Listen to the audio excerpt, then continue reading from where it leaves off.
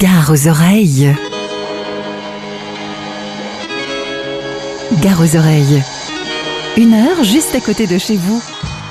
Bonsoir à tous, vous êtes dans Gare aux oreilles.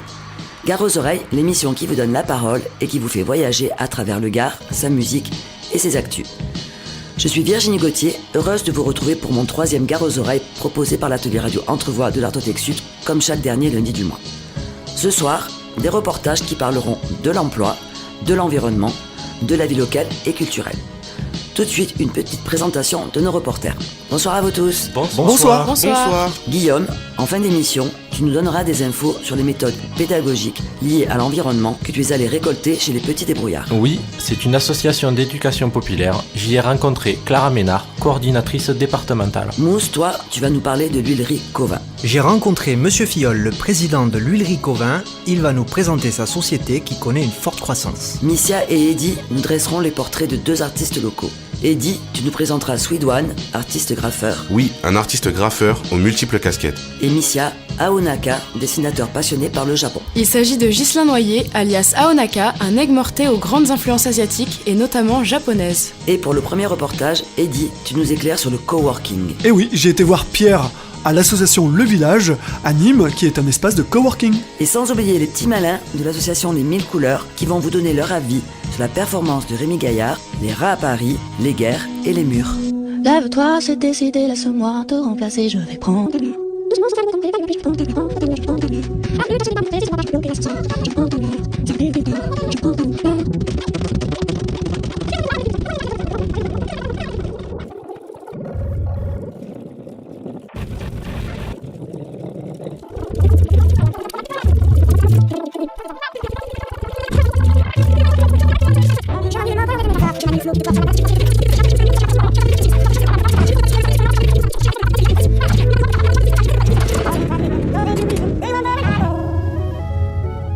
Vous écoutez Gare aux oreilles, animé par l'atelier radio Entrevoix sur Rage.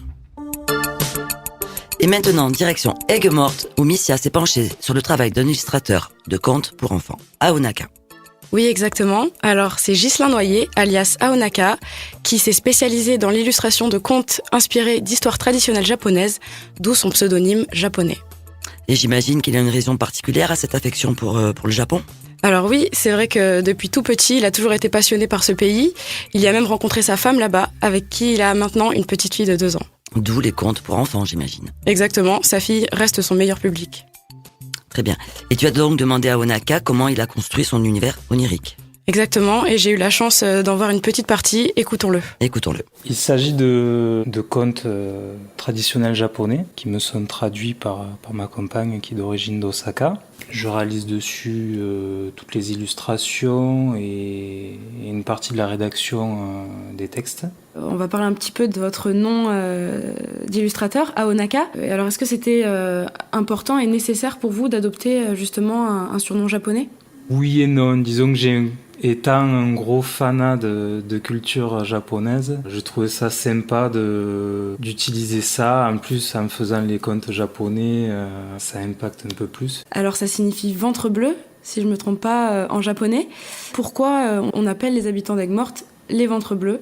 Moi, l'explication que j'en ai eue, c'était soi-disant dû à une maladie d'il y a assez longtemps ou qui était provoquée par les os croupis d'Aigues-Mortes, qui donc entraînait chez les enfants à la naissance une couleur bleue sur le ventre. Et d'où vous vient alors cette passion pour le Japon ?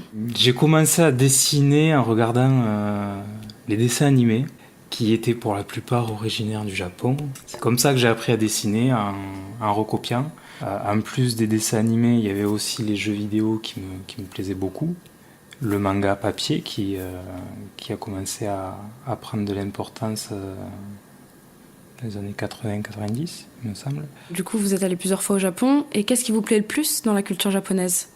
La finesse qu'ils ont dans tout ce qu'ils font, en fait. Tout ce qu'ils entreprennent est rempli de finesse. Ils vont jusqu'au bout, dans le détail, ils essaient d'aller jusqu'à la perfection. C'est assez fabuleux de découvrir tout ce qu'ils font, toute leur culture. Est-ce qu'il y a un artiste en particulier qui vous inspire, que ce soit japonais, français ou autre, mais qui vous inspire et qui vous influence peut-être ? On ne peut pas se fier juste à une seule inspiration. Pour moi, ça serait Hayao Miyazaki, Katsuhiro Otomo, Akira Toriyama, et c'est déjà bien. D'accord, donc uniquement des artistes japonais.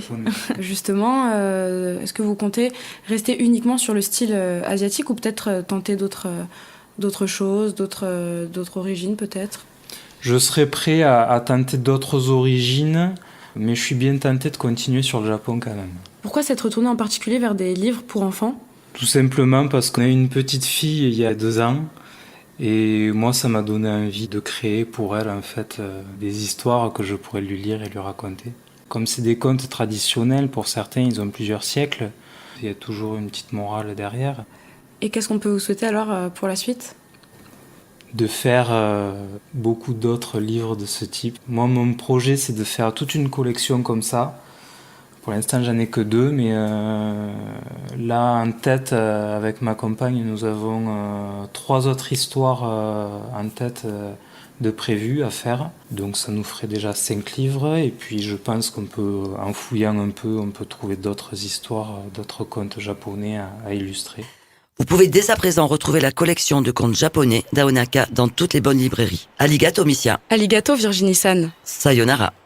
Et pour finir, Eddie Beneteau revient, non pas comme reporter, mais pour nous présenter son dernier morceau. Et oui, c'est mon nouveau EP qui sort très bientôt sur mon label Super Life Records. That's right, sur Rage, dans Gare aux Oreilles.